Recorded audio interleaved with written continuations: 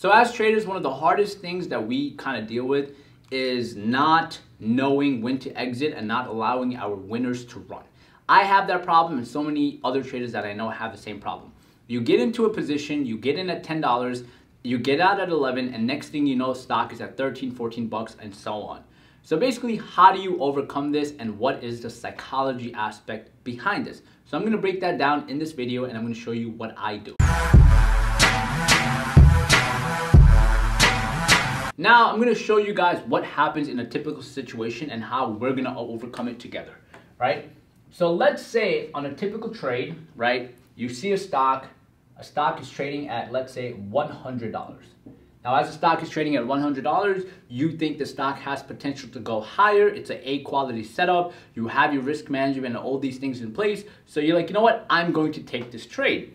So when you take this trade, you buy 100 shares, 100 contracts, put contracts, call contracts, whatever it is. But right now, we're just going to focus on shares. And this applies to any financial security, by the way, right? So you buy 100 shares at $100, right? So this is your entry point.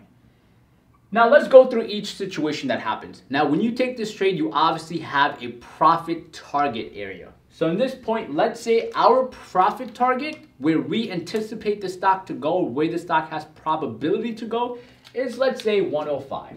So we're like, hey, we think this stock has room to go to 105.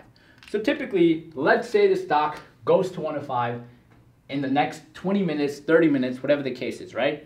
Now at this point, you are up $500 on your position. Now a few things happen. The first thing that happens is emotions kick in and you're like, oh my God, I'm up 500, I'm up 500, I'm up 500, I'm so excited. And I know a lot of people get to that point, including myself, when we take a nice position and it works out, where we see a nice chunk of profit and we want to take it. The other problem some people have is they see a nice chunk of profit and they're like, well, what if it goes higher, right? And there's two sides to this story.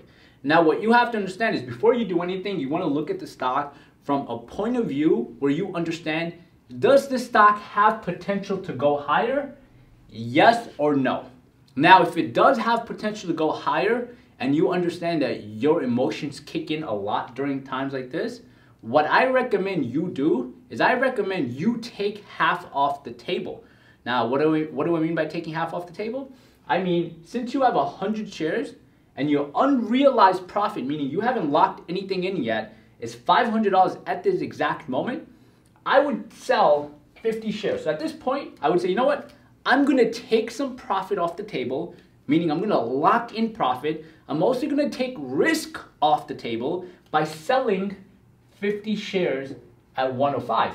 Now, if I sell 50 shares at 105, I am basically locking in 100% a profit of $250. Because remember, this 500 is not guaranteed locked in profit. This is unrealized profit, right? This could go higher, this could go lower. But now at this point, what we're doing is we are selling 50 shares, locking in $250. Now, the great thing about this is A, we locked in profits, and B, we've also taken size off this position. We are not as emotional as we would be by holding the full position. Now, let's look at all the scenarios that could possibly happen. Scenario number one, this stock goes back to 100, right? You still made $250 as long as you sell your other 50 at 100, right? That's number one. You still walk out green. Scenario number two, this stock goes higher to, let's say, 110. If it goes to 110, now what you were able to do, you were able to ride your remaining 50 shares to a higher point and you're able to make more money and ride that position out. Now, some people might, go against this and say, well, Umar, why would I sell 50 shares at 105? Why not just hold my full position until a higher price point? And yes, you could do that, but you have to understand the downside. If you're an emotional trader or your emotions get the best of you, this holding till from 105 to 110 is going to be very hard because you have to understand, a stock is not going to go up straight. It's not going to go up from 105 to 110. It's probably going to go up to 105 to 106, 107, then back to 106, then back to 107, then maybe back to 106.5. As the stock goes up and down, your open P&L, right? Your open profit and loss is going to fluctuate, which is going to cause more emotions.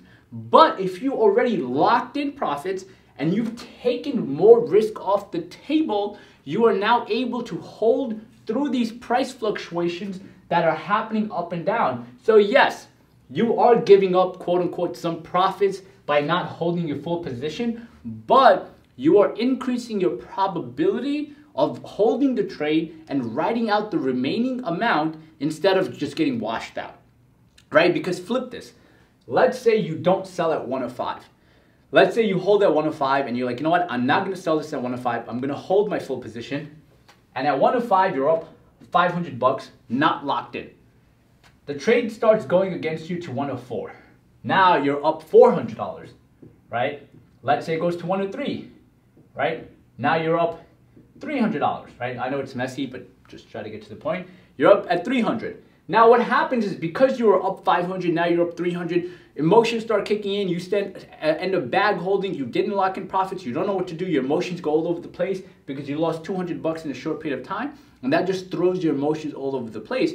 But if you locked in profits, if this trade goes back to your entry point, you still walk out making $250. You're still green on the trade. And as traders, our focus is to be green, build consistency, and try to maximize our profits on each trade and give ourselves the highest probability for success by taking risk off and trying to have the most amount of exposure to profit and eliminate risk.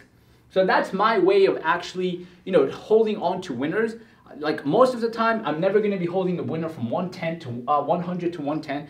A lot of times, I'm scaling out. Now, in this situation, let's say this went to 108. I'd probably sell 20 more shares and I'd keep writing it out. And this works very good, especially when you're trading options. As option traders, let's say you get in a call contract at $2.80 and that call contract goes to 4, right? Take half off. Sometimes take off your initial investment. Let the remaining shares or contract ride out, and that's where you'll make the 100%, 200% plays. But the idea is to know when to scale out and actually scale out and be okay with it and look at it from a trading perspective and not a greed perspective where, oh no, let me hold on to my full position at 105. Because if I hold on at 105 and I hold on to 110, I'll make more money. That's not a good approach. So once again, as traders, learn to scale out. That's the best way to let your winners run. If you guys have any questions, please follow my Instagram. I'm going to post my Instagram right here.